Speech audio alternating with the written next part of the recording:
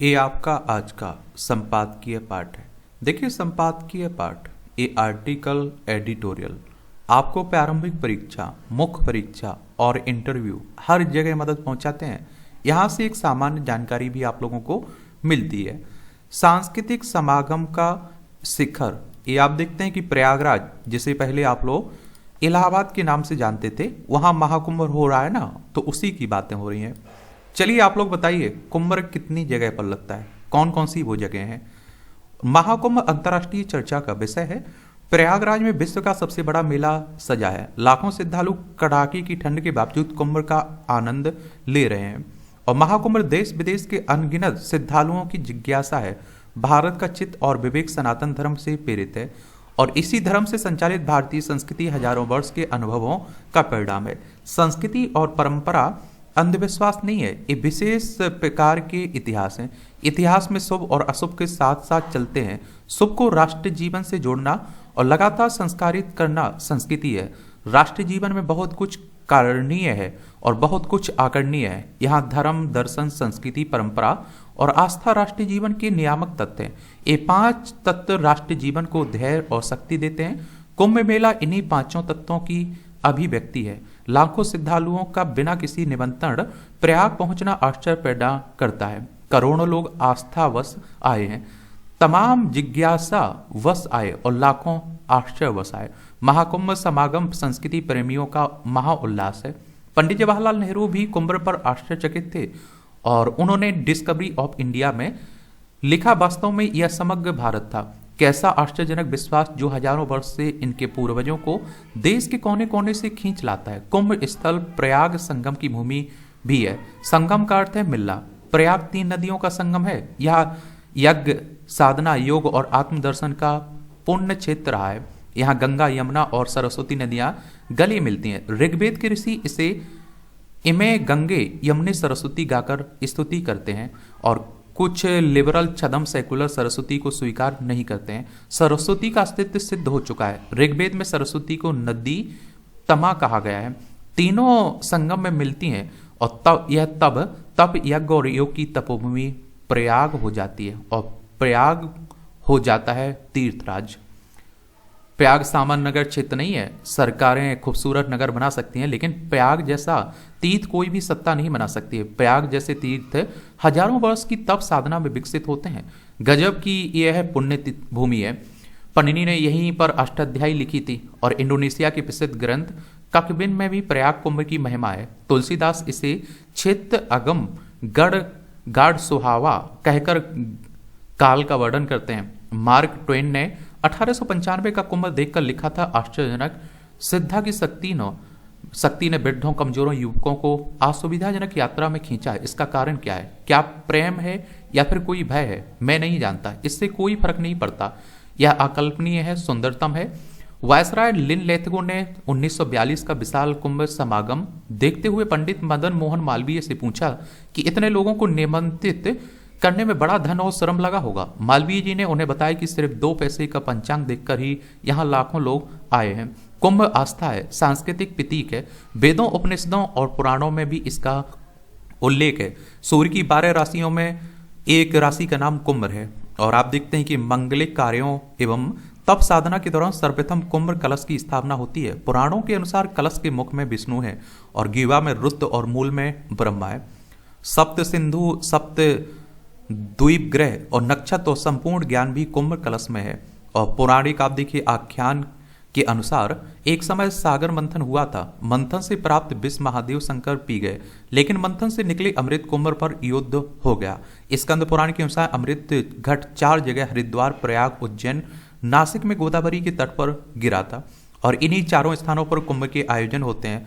अमृत मिले तो अनंत काल का जीवन। विश्व के किसी भी विद्वान ने अमृत की चर्चा नहीं की थी। केवल भारतीय दृष्टि में ही अमृत की प्यास है। सूर्य अमर है और उगते हैं, अस्त होते हैं, मास वर्ष योग बीतते हैं, नदियां प्रवाहमान रहती हैं। कुंभ मेले में सस्तों, साधु, योगी और मंत्रवेता आए। उनके चित्त में घर गृहस्थी की चिंता नहीं है, लेकिन लाखों गृहस्थ भी सब समागम में है। सबका विश्वास है कि कुंभ में स्नान और पुष्पार्चन जीवन को सुंदर और समृद्ध बनाएगा। संस्कृति ही प्रत्येक देश की साधना, उपासना और कर्म को गति देती है। संस्कृतियों की भिन्नता प्रत्येक राष्ट्र की पहचान होती है। डॉक्टर वासुदेव सरन अकबाल ने लिखा है कि भारत में अध्यात्म को, यूनान में सौंदर्य तत्व को, रोम में न्याय और दंड व्यवस्था को, चीन में विराट जीवन के आधारभूत नियमों को, ईरान ने सत्य और असत्य के द्वंद्व को, मिस्र में भौतिक जीवन की व्यवस्था और संस्कार को, सुमेर में जातियों ने देवीय दंड विधान को अपनी दृष्टि से आदर्श रूप में स्वीकार किया है और उनकी प्रेरणा से संस्कृति का विकास किया है। भारतीय संस्कृति और परंपरा में प्रतीक गढ़ने और प्रतीकों को लोकप्रिय बनाने की अद्भुत क्षमता है। संस्कृति, परंपरा, धर्म, दर्शन का प्रतीक है कुंभ। ऐसे प्रतीक अल्प समय में नहीं बनते हैं। ओम संपूर्णता का प्रतीक है। स्वास्तिक प्रतीक भी लोकप्रिय है। मूर्तियां और मंदिर भी ऐसे ही प्रतीक हैं। कुछ इतिहासकारों का मत है कि कुंभ मेला सिंधु घाटी सभ्यता से भी पुराना है। चीनी यात्री हैंस त्रसांग ने सम्राट हर्षवर्धन के शासन में संपन्न कुंभ मेले का वर्णन किया है। कुंभ मेले में शस्त्रार्थ होते थे, आध्यात्मिक दार्शनिक विषयों पर चर्चा होती थी। शंकराचार्य ने इस परंपरा को आगे बढ़ाया था और कुंभ सारी दुनिया को विश्व बंधुत्व, लोक कल्याण एवं विश्व शांति का संदेश दे रहा है। और आप देखते हैं कि मेले का संदेश सुस्पष्ट है। धर्म, परंपरा, संस्कृति, दर्शन और आस्था के संरक्षण संवर्धन के लिए हम भारत के लोगों को अतिरिक्त श्रम करना चाहिए। लेखक उत्तर प्रदेश विधानसभा के पूर्व अध्यक्ष हैं, इनका नाम है हृदय नारायण दीक्षित, इनके द्वारा लिखा गया है। अब आप देखिए, कहा जा रहा है कि 40 करोड़ के लगभग लोग यहाँ आने वाले हैं इस कुंभ के मेले में। प्रयागराज में हो रहा है, उत्तर प्रदेश का एक शहर है, पहले जिसे आप लोग इलाहाबाद के नाम से जानते थे। इसकी राजधानी लखनऊ है। उत्तर प्रदेश की अंतर्राष्ट्रीय सीमा नेपाल से लगती राज्यों में बिहार, झारखंड, छत्तीसगढ़, मध्य प्रदेश, राजस्थान, हरियाणा, हिमाचल प्रदेश, उत्तराखंड और दिल्ली से लगती है। 8 राज्यों से और 1 केंद्र शासित प्रदेश से। विधानसभा में 403 सीटें हैं, विधान परिषद भी है जिसमें 100 सीटें हैं, राज्यसभा में 31 सीटें हैं, लोकसभा में 80 सीटें हैं। 2,43,286 वर्ग किलोमीटर में फैला हुआ है। जनसंख्या में सबसे बड़ा राज्य है आपका उत्तर प्रदेश। योगी आदित्यनाथ यहाँ के मुख्यमंत्री हैं। आनंदीबेन पटेल यहाँ की राज्यपाल आपको देखने को मिल जाएंगी। और देखिए, पर्यटन को बढ़ावा मिलेगा, ये हमारी अर्थव्यवस्था को बढ़ावा मिलेगा इससे, कुंभ से। पुरानी गलतियों को सुधारने का समय। सुप्रीम कोर्ट में 1991 के पूजा स्थल कानून को लेकर लगभग 1 दर्जन याचिकाएं लंबित हैं, जिसमें 15 अगस्त 1947 के बाद के सभी धार्मिक स्थलों को यथास्थिति में बरकरार रखने की बात कही गई है। कुछ याचिकाओं में मांग की गई है कि इस कानून को रद्द किया जाए, क्योंकि जहां मंदिर के साक्ष्य मिल रहे हैं उसे कैसे अनदेखा किया जा सकता है। ऐतिहासिक गलतियों को सुधारना जीवन संस्कृति का नियम है। वहीं कई मुस्लिम पक्षों की मांग है कि 1991 के कानून का सख्ती से पालन हो। राजनीतिक दल भी बटे हुए हैं। इसी बीच राष्ट्रीय स्वयंसेवक संघ के सरसंचालक मोहन भागवत की एक टिप्पणी बहुत वायरल हो रही है। परोक्ष रूप से संभल की घटना पर ही टिप्पणी करते हुए उन्होंने कहा कि इस तरह हर मस्जिद के नीचे मंदिर ढूंढने की कोशिश नहीं होनी चाहिए। उन्होंने इसे कुछ लोगों के व्यक्तिगत लाभ से जुड़ा है। उन्होंने पहले भी कहा था कि अगर हर जगह जमीन की खुदाई होने लगी तो हर जगह शिवाला निकलेगा। और भारतीय सांस्कृतिक इतिहास को देखते हुए इससे इनकार भी नहीं किया जा सकता है, क्योंकि यहाँ तो हजारों वर्ष से हर घर में पूजा स्थल की परंपरा रही है। उनकी टिप्पणी पर संत समाज भी भड़क गया। कहा गया कि भागवत हिंदुओं के अनुशासन नहीं है और जगत गुरु रामभद्राचार्य ने इसे तुष्टीकरण बताया। और कुछ नेता इस प्रकरण में अपनी राजनीतिक जमीन तलाशने में लग गए। अंदाजा लगाया जा सकता है कि मंदिर मस्जिद का मुद्दा कितना संवेदनशील है और इसलिए जरूरी है कि इस समस्या का हल निकले। इस मुद्दे से नजर बचाकर निकल जाना किसी के हित में नहीं है। सुप्रीम कोर्ट में यह मामला पिछले 3-4 साल से लंबित है, जो स्पष्ट करता है कि वहां भी यह प्राथमिकता की श्रेणी में तो नहीं है। देश जब आर्थिक तरक्की के बड़े सपने बुन रहा है तो जरूरी है कि इस मुद्दों से एकजुट होकर निपटें और इसमें राजनीतिक दलों की भी एकजुटता चाहिए और धार्मिक गुरुओं की भी। कोर्ट भी तभी सही और प्रभावशाली फैसला सुना पाएगा जब सिर्फ कानूनी औपचारिकताओं से बाहर आए। और वक्फ कानून में संशोधन को लेकर राजनीतिक दलों में क्या और क्यों बेचैनी है, यह किसी से छिपा नहीं है। और आप देखते हैं कि कांग्रेस, सपा, तृणमूल समेत कई विपक्षी दल अड़े गए इसमें संशोधन ना होने पाए। लेकिन वही दल यह नहीं बता पाते हैं कि यदि 1991 के एक्ट में धार्मिक स्थलों के लिए कट ऑफ डेट है तो वक्फ के लिए क्यों ना हो। तमिलनाडु के एक मंदिर की जमीन पर भी वक्फ बोर्ड दावा करता है। 15वीं सदी में आरकाट के नवाब ने वह गांव वक्फ को दे दिया था। ऐसे दर्जनों उदाहरण हैं। किसी राज्य की वर्तमान विधानसभा की पूरी जमीन पर वक्फ का दावा है तो कहीं स्टेशन, कहीं नगर पालिका पर। कुछ ऐसे भी उदाहरण हैं जहां पूरे गांव पर वक्फ का दावा है और इसलिए ग्रामीण अपनी जमीन बेच नहीं पा रहे हैं और विपक्षी राजनीतिक दल संसद में उनकी लड़ाई लड़ रहे हैं और इसे वाजिब ठहरा रहे हैं। सरकार की ओर से जो नया संशोधन पेश किया गया है उसमें साक्ष्य देने की बात कही गई है, लेकिन वह इमामों को स्वीकार नहीं है। इसका अंत करना ही होगा। और देश में सद्भावना के लिए हर किसी को जवाबदेही ठहरा उठानी ही पड़ेगी। ऐतिहासिक गलतियों को सुधारने का अर्थ गलतियों को ना दोहराना है, इतिहास बदलना नहीं है। आज हर किसी को संवेदनशील होना ही पड़ेगा और जगत गुरु रामभद्राचार्य की ओर से हर उस मंदिर की पुनर्स्थापना की कामना जो कभी ना कभी तोड़ा गया था, वह कईयों के हृदय के नजदीक है। और जिस सहअस्तित्व की बात भागवत कह रहे हैं वह भी करोड़ों भारतीयों के लिए वांछनीय है, लेकिन यह किसी कोर्ट या हिंदू समाज भर से नहीं हो सकता है। यह 140 करोड़ भारतीयों की कोशिश का फल होगा। इसके लिए हर पक्ष को उदार होना पड़ेगा और ईमानदार भी। संत समाज को उदार होना पड़ेगा तो इमामों और उनके पैरवी कर रहे राजनीतिक दलों के नेताओं को भी ईमानदारी से यह स्वीकार करना होगा कि इतिहास में धर्म के साथ कुछ ज्यादतियां हुई हैं और उनके लिए भी बाबर और औरंगजेब उतने ही बड़े आताताई हैं जितने हिंदू समाज के लिए हैं।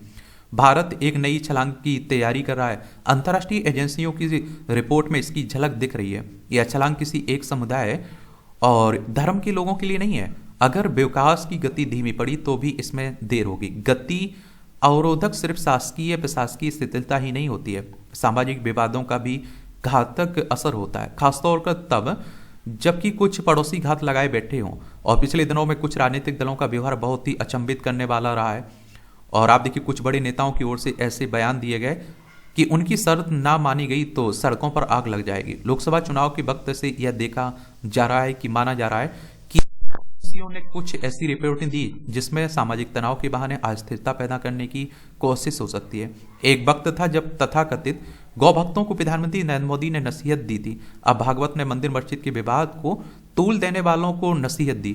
होना यह चाहिए कि मुस्लिम धर्म गुरुओं की ओर से भी इमामों और मुस्लिम वोट बैंक के सहारे राजनीति करने वाले नेताओं को सख्त नसीहत दी जाए कि तार्किक और सहिष्णु होना आज की जरूरत ही नहीं बल्कि आवश्यक शर्त है। लेखक दैनिक जागरण के राजनीतिक संपादक हैं, इनका नाम है आशुतोष झा। देखिए आरएसएस की बात करें तो राष्ट्रीय स्वयंसेवक संघ की बात हो रही है और ये संगठन हिंदू राष्ट्र हिंदूत्व की बात करता है। नागपुर में इसका हेडक्वार्टर देखने को मिलेगा। 27 सितंबर 1925 में इसकी स्थापना हुई थी। केवी हेडगेवार इसके फाउंडर आपको देखने को मिलेंगे। जो आप देखिए पूजा स्थल कानून है ना 1991 वाला, इसमें कहा गया कि 15 अगस्त 1947 के पहले जो कुछ हुआ हो, चाहे वो मंदिर तोड़े गए हों चाहे मस्जिदें तोड़ी गई हों, सबको भूल जाना पड़ेगा। 15 अगस्त को जहां मंदिर है वहां हमेशा मंदिर रहेगा। 15 अगस्त 1947 को जहां मस्जिद है हमेशा मस्जिद रहेगी। किसी भी धार्मिक स्थल में कोई परिवर्तन नहीं किया जाएगा।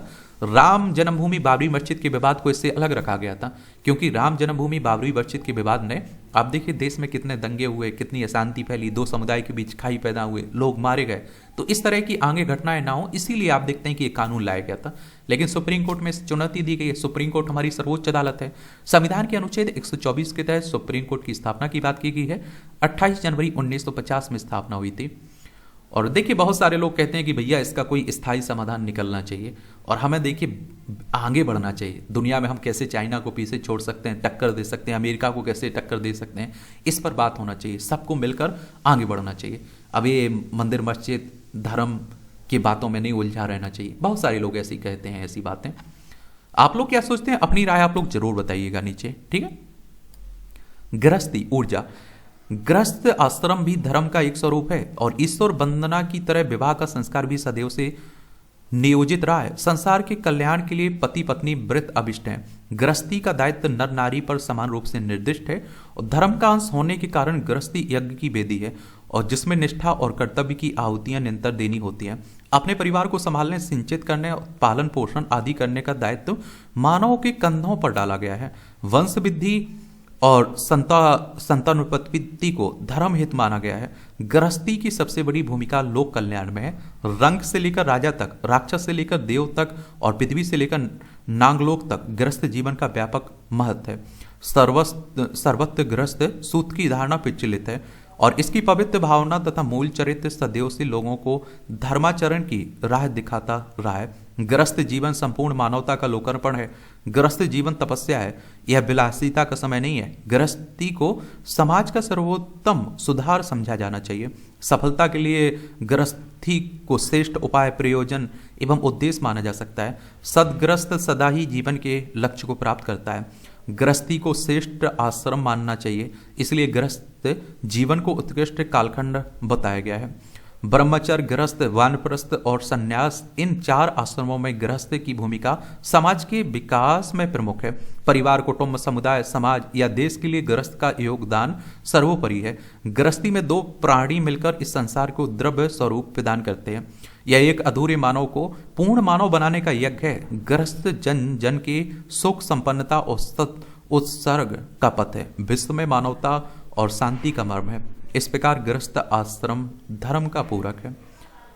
और सबसे ज़्यादा तो मुझे लगता है कि अगर मैं तो सबसे ज़्यादा इन्हीं को परिश्रमी मानता हूँ, संघर्षशील मानता हूँ, जो गृहस्थ जीवन में है। अब आप देखते हैं, अगर आप अकेले हैं, आप पर कोई जिम्मेदारी नहीं है, तो क्या टेंशन रहती है, आप समझ सकते हैं। अच्छा कॉलम लिखा जाता है, देखा करिएगा, पढ़ा करिएगा भाई। बांग्लादेश की लीपापोती, एक हमारा पड़ोसी है ये बांग्लादेश। ये पाकिस्तान का हिस्सा हुआ करता था 1971 तक। पश्चिम बंगाल, असम, मेघालय, त्रिपुरा, मिजोरम 5 राज्यों की सीमा लगती है। और भारत का बड़ा योगदान है इसकी आज़ादी में। और यहाँ शेख हसीना यहाँ की प्रधानमंत्री हुआ करती थी, तो उन्होंने इस्तीफा देकर भारत में शरण ले चुकी है। तो बांग्लादेश की अंतरिम सरकार यह कहना सच्चाई पर पर्दा डालने जैसा है कि हिंदुओं, अन्य अल्पसंख्यकों पर हमले की घटनाएं राजनीति से प्रेरित ही अधिक थीं।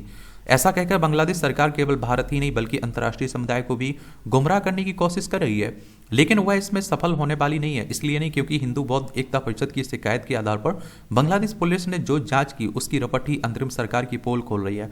बांग्लादेश पुलिस की जांच रपट के आधार पर अंतरिम सरकार ने यह तो कह दिया कि हिंदुओं एवं अन्य अल्पसंख्यकों पर हमले की अधिकतर घटनाएं सांप्रदायिक नहीं बल्कि राजनीतिक प्रकृति की थी, लेकिन वह स्पष्ट करने की स्थिति में नहीं कि आखिर जब 350 मामले की जांच शेष है तो फिर वह किसी निष्कर्ष पर कैसे पहुंच रही है। प्रश्न यह भी है कि यदि हत्या, हिंसा, लूट और आगजनी की घटनाएं राजनीति प्रेरित थीं तो क्या उनकी गंभीरता कम हो जाती है।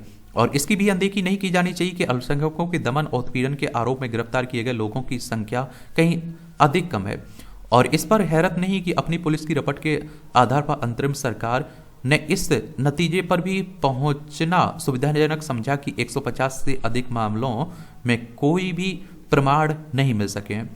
यह मानने के अच्छे भले कारण है कि बांग्लादेश की अंतरिम सरकार देश दुनिया को यह बताने के लिए लालायत है कि उसके यहाँ सब कुछ सही है, लेकिन इससे यह छिपने वाला नहीं है कि वह अपने यहाँ के हिंदुओं और अन्य अल्पसंख्यकों के उत्पीड़न की घटनाओं पर लीपापोती कर रही है। बांग्लादेश सरकार कुछ भी कहे, सच यही है कि वहाँ के हिंदू और अन्य अल्पसंख्यक कट्टरपंथियों के निशाने पर हैं। भारत सरकार के लिए यही उचित होगा कि वह अल्पसंख्यकों पर हमले के मामले में बांग्लादेश की अंतरिम सरकार के निष्कर्ष को खारिज करे और उनकी सुरक्षा सुनिश्चित करने के उपायों की जरूरत पर बल दे। और ऐसा करना इसलिए आवश्यक है क्योंकि अंतरिम सरकार के मुख्य सलाहकार मोहम्मद यूनुस कट्टरपंथी तत्वों और जिहादियों के हाथों में खेल रहे हैं। यह किसी से छिपा नहीं है कि अंतरिम सरकार ने अनेक जिहादियों, आतंकियों को जेल से रिहा किया और अल्पसंख्यकों के खिलाफ जहर उगलने वाले चरमपंथी संगठनों को पाबंदी से मुक्त भी किया है। भारत इसकी भी अनदेखी नहीं कर सकता है कि अंतरिम सरकार ने किस तरह भारत को चिढ़ाने के लिए पाकिस्तान से मेलजोल बढ़ाया। चिंताजनक केवल यह नहीं है कि यूनुस और उनके सलाहकार भारत विरोधी भावनाओं को भड़काने का काम कर रहे हैं, बल्कि वे ऐसे कहीं कोई संकेत नहीं दे रहे हैं कि उनकी दिलचस्पी शीघ्र चुनाव कराने की है। और देखिए चिंताजनक तस्वीर, पंजाब से नशे का दाग मिटाने के लिए सरकार भरसक प्रयास कर रही है, लेकिन नए आंकड़ों में ने चिंताजनक तस्वीर पेश की है। मादक पदार्थों की तस्करी और राष्ट्रीय सुरक्षा पर आयोजित क्षेत्रीय सम्मेलन में सरकार ने बताया कि बड़ी संख्या में प्रदेश के युवा चरस, कोकेन, हीरोइन, अन्य मादक पदार्थों की चपेट में। यह चिंता का विषय है क्योंकि नशा समाज को खोखला कर देता है। नशे के कारण ही अपराधी घटनाएं बढ़ती हैं। इसका एक प्रमाण गत दिवस भटिंडा में मिल भी चुका है, जहां नशा बेचने का विरोध करने पर तस्करों ने लोगों के घर तक जला दिए।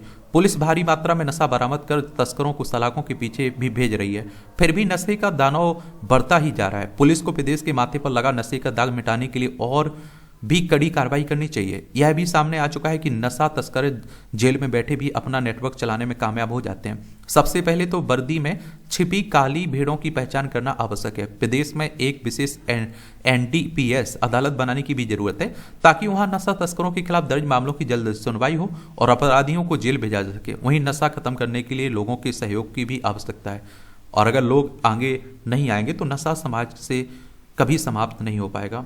और इसमें आप देखते हैं कि शासन प्रशासन मिला रहता है ना, देखते हैं पुलिस व्यवस्था मिली रहती है। तो ज़्यादा बढ़ावा मिलता है। देखिए एक बार पंजाब चलिए, ये है पंजाब, चंडीगढ़ इसकी राजधानी देखने को मिलेगी। अंतर्राष्ट्रीय सीमा इसकी पाकिस्तान से लगती राज्यों में राजस्थान, हरियाणा, हिमाचल प्रदेश और जम्मू कश्मीर से लगती है। ये आप देखते हैं कि विधानसभा में 117 सीटें हैं, राज्यसभा में 7 सीटें हैं, लोकसभा में 13 सीटें हैं, 50,362 वर्ग किलोमीटर में फैला हुआ है। भगवंत मान यहाँ के चीफ मिनिस्टर हैं, गुलाब चंद कटारिया यहाँ के राज्यपाल आपको देखने को मिल जाएंगे। उत्पादक कार्य संस्कृति की आवश्यकता, सप्ताह में 90 घंटे की कार्य अवधि का मुद्दा भारतीय समाज और कार्य संस्कृति के संदर्भ में बहस का विषय बन गया है।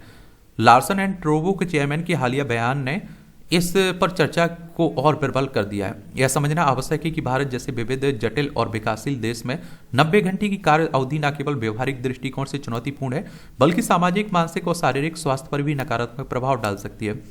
सर्वप्रथम इस मुद्दे को कर्मचारियों के स्वास्थ्य और जीवन की गुणवत्ता के संदर्भ में देखना जरूरी है। विश्व स्वास्थ्य संगठन और अन्य शोध संस्थानों के अनुसार अत्यधिक काम करने वाले व्यक्तियों में दिल की बीमारियां, तनाव, अवसाद और स्ट्रोक का खतरा अधिक होता है। WHO यानी कि वर्ल्ड हेल्थ ऑर्गेनाइजेशन की बात हो रही है। 7 अप्रैल 1948 में स्थापना हुई थी। 7 अप्रैल को आप लोग विश्व स्वास्थ्य दिवस मनाते हैं। जेनेवा स्विट्जरलैंड में इसका हेडक्वार्टर देखने को मिलेगा।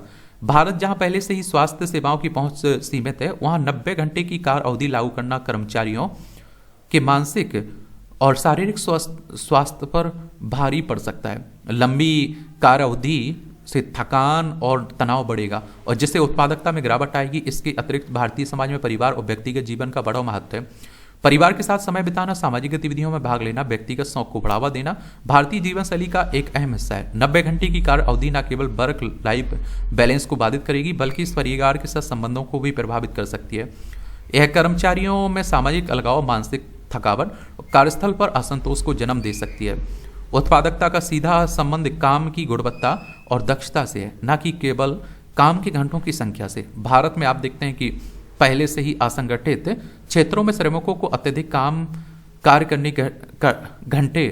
कार्य घंटे करने पड़ते हैं, जिससे उनकी उत्पादकता और जीवन को गुणवत्ता प्रभावित होती है। यदि संगठित क्षेत्र में भी 90 घंटे की कार्य अवधि लागू की जाती है तो यह श्रमिकों के अधिकारों का हनन कर सकती है और असमानता को बढ़ावा दे सकती है। चीन की 996 कार्य संस्कृति सुबह 9 बजे से रात 9 बजे तक सप्ताह में 6 दिन ने श्रमिकों में थकावट और स्वास्थ्य समस्याओं को बढ़ाया है। जापान में करोसी यानी अत्यधिक काम के कारण मौतें भी एक गंभीर समस्या है। इन उदाहरणों से यह स्पष्ट है कि अत्यधिक कार्य अवधि का दुष्प्रभाव न केवल व्यक्तियों पर बल्कि समाज और अर्थव्यवस्था पर भी पड़ता है। तकनीकी प्रगति और प्रबंधन कौशल के जरिए उत्पादकता को बढ़ावा देना एक बेहतर समाधान हो सकता है। काम के घंटों को संतुलित करते हुए कुशल प्रशिक्षण और तकनीकी नवाचार के माध्यम से अधिक आउटपुट प्राप्त किया जा सकता है। अच्छा कॉलम लिखा जा रहा है। और देखिए एक बात हमेशा याद रखिएगा, अब मुझे लगता है कि ज़्यादा आप क्या काम कर रहे हैं, रिजल्ट क्या रह रहा है, वो मायने रखता है। वरना कई लोगों को आप लोगों ने शिक्षा में ही ले लीजिए, आप लोग पढ़ाई लिखाई में ले लीजिए, बहुत सारे लोगों को आप देखते हैं कि 16 18 घंटे भाई पढ़ने की बात करते हैं और बहुत सारे लोग 6 से 8 घंटे पढ़ते हैं। जो मैं भी कहता हूँ आप लोगों से कि 6 से 8 घंटे पढ़िए, लेकिन ईमानदारी से पढ़िए। और आप इतना यकीन रखिए, आप ईमानदारी से पढ़ते हैं ना और 100% अपना दिमाग वहीं लगाते पढ़ाई में, तो वो जो 18 घंटे पढ़ रहे हैं ना, उनसे आप बेहतर रहेंगे। और मैं तो कई लोगों को देखता रहता हूँ जो लोग 24 घंटे लाइब्रेरी ज्वाइन किए रहते हैं, भैया वो उतना नहीं पढ़ते हैं। मैं वो ईमानदारी से कह रहा हूँ, अगर उनके घंटे निकाले जाए ना ईमानदारी से पढ़ने के, तो 2 से 4 घंटे ही निकलेंगे। बाकी टाइम वो रील देख रहे हैं, मूवी देख रहे हैं, टाइम पास एक तरह से कर रहे हैं, समझ रहे हैं। तो स्मार्ट तैयारी का जमाना है, स्मार्ट काम का जमाना है, समझ रहे हो। ये आप देखिए मजदूर आप देखते हैं कि दिन में कितने 12 15 घंटे काम करता है। वहीं आप लोगों ने देखा होगा आजकल मशीनें आ चुकी हैं, या स्मार्ट तरीके से आप देखते हैं वही काम जो 10 दिन में काम होता है वही 2 दिन में 1 दिन में हो जा रहा है। ये टिप्पणी आपको देखना हुआ करें तो देख सकते हैं, इसकी PDF आपको एजुकेशन सर्कल प्लेटफॉर्म है ना टेलीग्राम पर, वहाँ डाल दी जाती है, वहाँ से जाकर आप लोग डाउनलोड कर सकते हैं।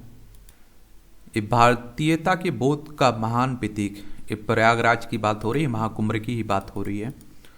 चलिए इसे भी देख लेते हैं।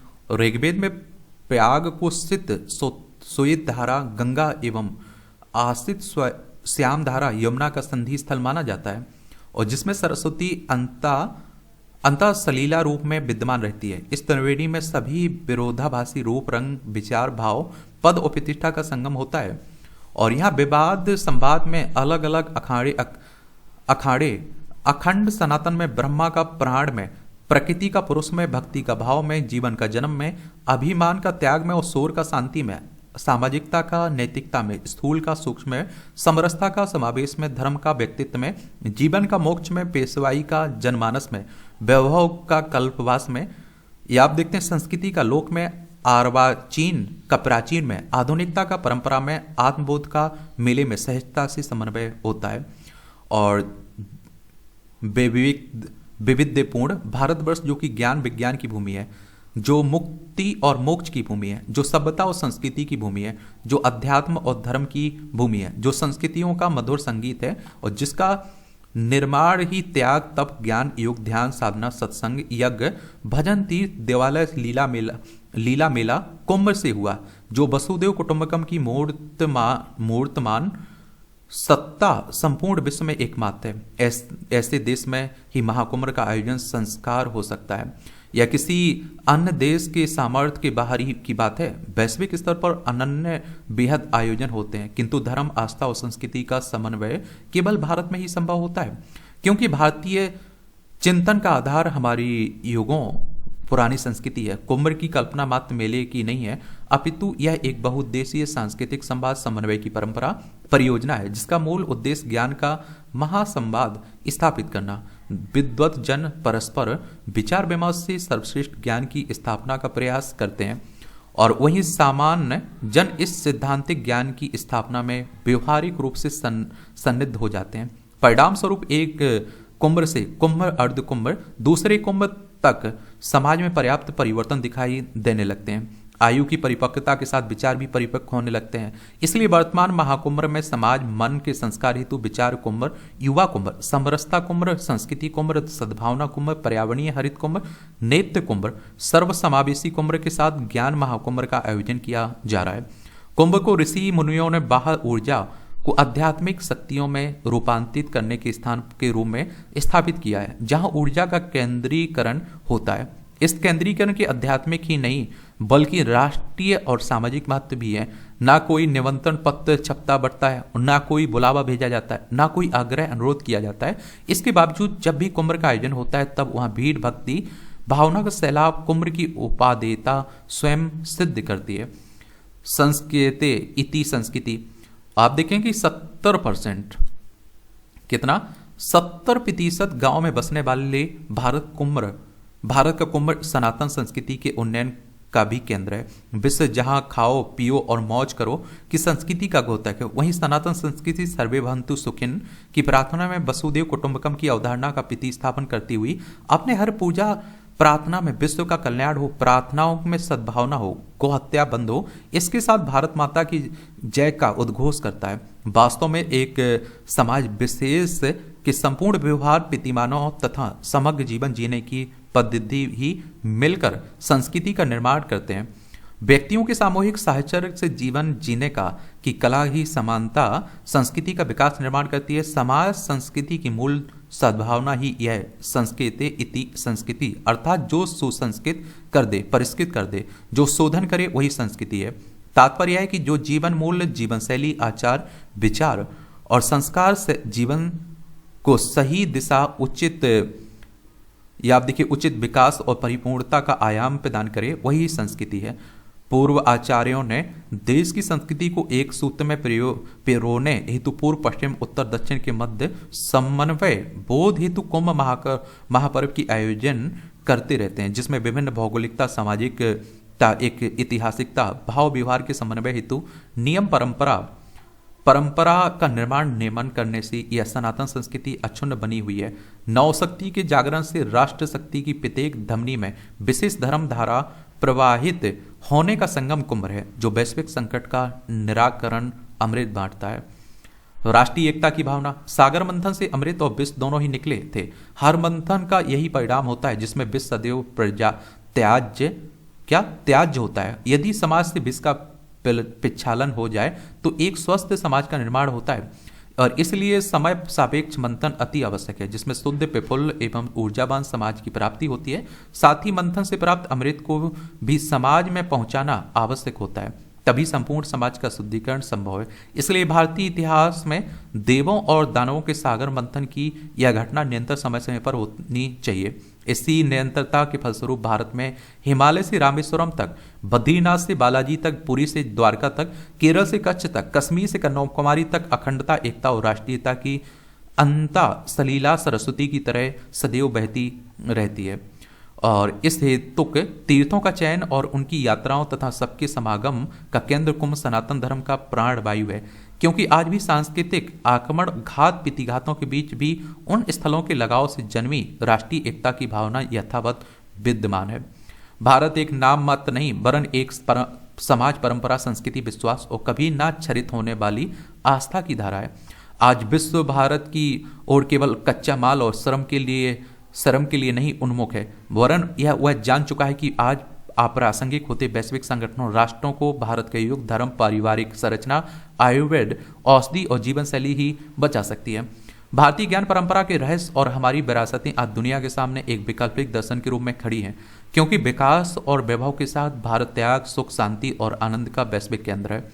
क्योंकि भारत में देने में सुख, दान में संतुष्टि, सहजता में आनंद और प्रकृति से संवाद का सुख आज भी विद्यमान है। त्रिवेणी की रेती का मेला कुंभ सबको अपने प्रक्षालन का अवसर प्रदान करता है। यहाँ दान, प्रवचन, साधना, संवाद, धर्म, ध्यान, कल्पवास द्वारा अगले 12 वर्षों तक जीवन जीने की कला सिखाता रहेगा। तो भारत और भारतीयता का बोध कुछ 6 वर्ष में अर्धकुंभ, 12 वर्ष में लगने वाले महाकुंभ से सनातन संस्कृति की स्थापना का उस सतत बना रहेगा। देख रहे हो भैया, आप लोग क्या सोचते हैं? अपनी राय आप लोग जरूर बताया करिएगा। आप लोग जा रहे हैं या नहीं जा रहे हैं? जाना चाहिए आप लोगों को, देख के आना चाहिए, सीखना चाहिए आप लोगों को। पुण्य फले महाकुंभ चले, सनातन का सौंदर्य, आस्था का आह्वान, मानवता का महोत्सव, भारतीयता का स्पंदन, संस्कृतियों का समागम महाकुंभ आज से प्रारंभ हो रहा है। महाकुंभ सनातन की सात्विक मर्यादाओं, उत्कृष्ट लोकतांत्रिक जीवन मूल्यों और सांस्कृतिक एकत्व बोध की दिव्य अनुभूतियों की उत्सव धर्मी अभिव्यक्ति है। यह भारत की एकता का अमृत कलश है, एक भारत श्रेष्ठ भारत की झांकी है, हमारी सांस्कृतिक अस्मिता का प्राणवान स्मारक है। वसुधो कुटुंबकम और नर सेवा ही नारायण सेवा जैसे अनुपम दर्शन की सुगंध से सुवासित भारत की आध्यात्मिक चेतना का आहद महाकुंभ पूरे देश और मानवता के लिए एकता का संदेश है। यह स्वयं से संवाद का सौभाग्यशाली अवसर है। महाकुंभ एक स्नान पर्व मात्र नहीं है, यह हमारे सामाजिक, सांस्कृतिक, आध्यात्मिक जीवन के लिए मंथन महोत्सव भी है। अपने जीवन व सांस्कृतिक मूल्यों और आधुनिक समय की आवश्यकताओं, अपेक्षाओं के मध्य संतुलन स्थापित करने के मार्ग निर्धारण का माध्यम है। जीवन मूल्यों का अवमूल्यन किए बगैर अमूल्य जीवन जीने की कला सिखाने वाला एक पाठशाला है। यही मंथन सनातन की अविराम प्रवाह का कारक भी है। मंथन है तो चिंतन है, चिंतन से दर्शन है और दर्शन है तो तर्क है, और जो तर्क संगत है वो स्वीकार है, और ये भारतीय संस्कृति है। महाकुंभ तर्क और तृप्ति के मध्य की एक आनंदमयी यात्रा है। वस्तुतः इस जन समागम में एक लघु भारत के दर्शन होते हैं, और यहाँ से जो भी संदेश निकलेगा वह भारत के कोने कोने में पहुंचेगा, समूचे विश्व को प्रभावित करेगा। श्रद्धालुओं की सुविधा व सुगमता हेतु पूरा महाकुंभ परिसर अत्याधुनिक और विश्वस्तरीय सुविधाओं से युक्त हो गया है। इस बार के आयोजन को दिव्य भव्य डिजिटल महाकुंभ कहना कहीं अधिक समीचीन होगा। प्रयाग महाकुंभ 2025 अद्भुत सहयोगों और महान संदेशों का वाहक भी है। और याद रहे, आजादी के अमृत काल में आयोजित यह प्रथम दिव्य भव्य महाकुंभ हमारी राष्ट्रीय चेतना के आदित्य से दीप्त है। यह प्रथम महाकुंभ है जब कोटि कोटि जनों की आस्था के केंद्र प्रभु श्री रामलला अपने जन्म स्थान पर निर्मित भव्य दिव्य नव्य मंदिर में विराजमान है, और इस सुखद सहयोग से कहीं शताब्दियों के साथ पूर्ण हुई है और व्रत फलित हुए हैं, संकल्प सिद्ध हुए हैं। यह महाकुंभ साक्षी है कि भारत का मुकुट मणि, कश्यप ऋषि की पावन धरा, शिव शारदा की तपोभूमि, कश्मीर हमारी एकता, अखंडता, संप्रभुता और शक्ति की दिव्य रश्मियों से जगमगा रहा है। अलगाववाद की अमावस्या सदियों के लिए समाप्त हो चुकी है। अनुच्छेद 370 निष्प्रभावी हो गया है। महाकुंभ की विशेषता इसकी विशालता के साथ साथ इसकी विविधता में निहित है। और यहाँ आप देखते हैं कि करोड़ों लोग बिना किसी निमंत्रण के स्वयं भाव से आप देखते हैं कि एक साथ एकत्रित होते हैं, एक साथ एक त्रिवेणी में आस्था की डुबकी लगाते हैं। और आप देखते हैं कि किसी प्रकार की कोई भेदभाव नहीं है। भाषा, जाति, क्षेत्र, रंग और परिवेश आदि का भेदभाव यहाँ अस्तित्वहीन हो जाता है। समरसता का आप देखते हैं कि समरसता के तटबंधों के मध्य प्रभावित आत्मीयता कि जल में आस्था की डुबकी लगाकर सभी श्रद्धालु अटूट एकता के भाव में सराबोर हो जाते हैं। राष्ट्र प्रथम की चेतना स्वतः मुखरित हो जाती है। इसलिए इसे एकता का महाकुंभ भी कहा जाता है। प्राणी मात्र से प्रेम का संदेश देने वाली महान सनातन संस्कृति में किसी प्रकार के विभेद के लिए कोई स्थान नहीं है। महाकुंभ इस सर्वसमावेशी समतामूलक विचार का जागृत महोत्सव है। ये आप देखिए, लाखों संत, सहस्त्रों परंपराओं, सैकड़ों संप्रदाय, अनेक अखाड़े इस युगांतकारी अमृत आयोजन में एक कलश के अंदर समाये जल की भांति सहभागी होते हैं। और विविधता में समता, अनेकता में एकता का ऐसा दुर्लभ दृश्य विश्व में अनंत कहीं भी किसी भी आयोजन में नहीं दिखाई पड़ता है। यही अतुल्य दुर्लभता हमारी संस्कृति को विश्व में वर्णन बनाती है। सारी दुनिया के जिज्ञासु पर्यटक, आस्तिक नास्तिक, विभिन्न उपासना पद्धति वाले लोग महाकुंभ में आने लगे हैं। अतिथि देवो भव भाव के साथ वाहें फैलाकर तीर्थराज प्रयाग उनका स्वागत कर रहा है। पंथों, नस्लों, रंगभेद में डूबी दुनिया के लिए यह व्यवहार महान कौतुक है। अर्थ केंद्रित विश्व के लिए मोक्ष प्राप्ति हेतु दुनिया का सबसे बड़ा मानव समागम एक अंतर्राष्ट्रीय आश्चर्य है जो हर क्षण उन्हें विस्मित कर रहा है। वास्तविक रूप में महाकुंभ सब भारतीय एक हैं और जय घोष के साथ ही सभी मानव एक हैं का उद्घोष भी है। समूचे विश्व के लिए माता भूमि, पुण्य पृथिव्या भाव से जोड़ने का आत्मीय आह्वान भी है। और यह अवसर है सौ से समष्टि की ओर, अहम से वयम की अमृत यात्रा का पथिक बनने का। तभी तो मानवता पुकार रही है कि पुण्य फले महाकुंभ चले। अपनी राय आप लोग दिया करिएगा, बताया करिएगा।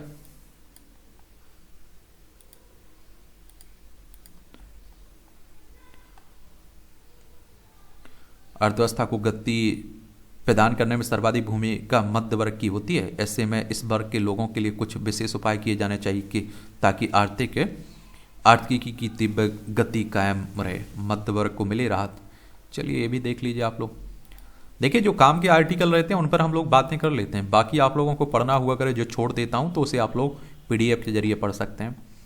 किसी भी देश की अर्थव्यवस्था को गति देने में मध्यवर्गीय परिवारों की प्रमुख भूमिका रहती है। देश में ही निर्मित होने वाली विभिन्न उत्पादों की मांग इन्हीं परिवारों के माध्यम से निर्मित होती है। गरीबी रेखा के नीचे जीवन यापन कर रहे परिवार जब मध्यवर्गीय परिवारों की श्रेणी में होते हैं तो उन्हें नया स्कूटर, नया फ्रिज, नया एयर कंडीशनर, नया टीवी, इसी प्रकार के कई अन्य नए पदार्थ उत्पादों की आवश्यकता महसूस होती है। नए मकानों की मांग भी इसलिए इनके बीच से ही निर्मित होती है। इसलिए यह कहा जाता है कि जिस देश में मध्यवर्गीय परिवारों की संख्या जितनी तेजी से बढ़ती है उस देश का आर्थिक विकास भी उतनी ही तेजी गति से आगे बढ़ता है। भारत में भी हाल के वर्षों में मध्य वर्गीय परिवारों की संख्या में भारी वृद्धि दर्ज हुई है, परंतु मुद्रास्फीति, कर का बोझ एवं इन परिवारों की आय में वृद्धि दर में आ रही कमी के चलते इन परिवारों की खर्च करने की क्षमता पर विपरीत प्रभाव पड़ा है। और जिससे कई कंपनियों का यह आकलन सामने आया है कि विशेष रूप से शहरी क्षेत्रों में उपभोग की जाने वाली वस्तुओं की मांग में कमी दृष्टिगोचर हुई है। विशेष रूप से उपभोक्ता वस्तुओं के क्षेत्र में उत्पादन करने वाली कंपनियों का इस संदर्भ में आकलन बेहद चौंकाने वाला है। वित्तीय वर्ष 2023-24 की द्वितीय तिमाही में इन कंपनियों द्वारा उत्पादित उपभोक्ता वस्तुओं की बिक्री एवं लाभप्रदता में भी कमी दिखाई दी है। गरीबी रेखा के नीचे जीवन यापन करने वाले परिवारों के लिए केंद्र सरकार एवं विभिन्न राज्य सरकारों द्वारा चलाई जा रही विभिन्न सहायता योजनाओं का लाभ अब सीधे ही इन परिवारों को पहुंचने लगा है। किसानों के खातों में सहायता राशि सीधे जमा की जा रही है। विभिन्न राज्यों द्वारा महिलाओं के खातों में राशि जमा की जा रही है। इन परिवारों के सदस्यों को रोजगार के नए अवसर भी उपलब्ध होने लगे हैं और जिससे इस श्रेणी के परिवारों में से कई परिवार अब मध्य वर्ग में शामिल हो रहे हैं। साथ ही हाल के वर्षों में देश में रोजगार के करोड़ों नए अवसर निर्मित हुए हैं और जिससे गरीब वर्ग के परिवार मध्य वर्ग में शामिल हुए हैं। वर्ष 2004 से 2014 के बीच एक दशक में रोजगार में लगभग 7% की वृद्धि दर्ज हुई है, अर्थात इस दौरान केवल 2.9 करोड़ अतिरिक्त नौकरियां सृजित हो सकी हैं, जबकि वर्ष 2014 से वर्ष 2024 के बीच 17 आप देखते हैं कि 19 करोड़ अतिरिक्त नौकरियां सृजित हुई हैं। यह लगभग 6 गुना से अधिक की वृद्धि दर्शाता है। पिछले केवल एक वर्ष में अर्थात वित्तीय वर्ष 2023-24 के बीच ही देश में लगभग 4.6 करोड़ नौकरियां सृजित हुई हैं। वर्ष 2004 से 2014 के बीच सेवा के क्षेत्र में रोजगार 25% की दर से बढ़ा था, जबकि वर्ष 2014 से 2023 के बीच इसमें 36% की वृद्धि दर्ज की गई है। इस सबका असर बेरोजगारी की दर में कमी के रूप में देखने में आया। देश में बेरोजगारी की दर वर्ष 2017-18 के 6% से वर्ष 2023-24 में घटकर 3.2% रह गई है। इसका सीधा असर कामकाजी आबादी अनुपात पर भी पड़ा है, जो वर्ष 2017-18 के 46.8% से बढ़कर वर्ष 2023-24 में 58.2% पर पहुंच गया है।